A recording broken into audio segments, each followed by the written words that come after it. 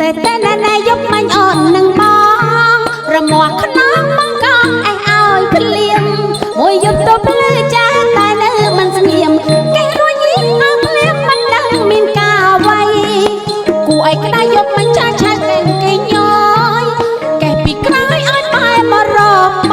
ងដល់បែមកហើយប្រងងើយលឹងឆ្លោយច្រងឯងអញយីអៀនផងមិនយិតប្របងគេដឹងហើ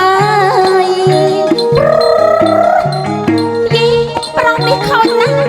គេហើយតែគេធ្វើបង្ងើយទៅវិញណាបងកេះអូនរំលឹកអូន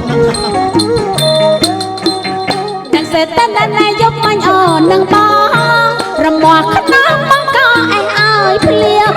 មួយយប់គាត់ភ្លឺចាតែនៅមិនស្ងៀមគេរយយីឲ្យភ្លៀងមិនដឹងមានការអ្វីគួរឲ្យក្តៅយកមាញ់ចាឆាកេងគេញយគេពីក្រោយ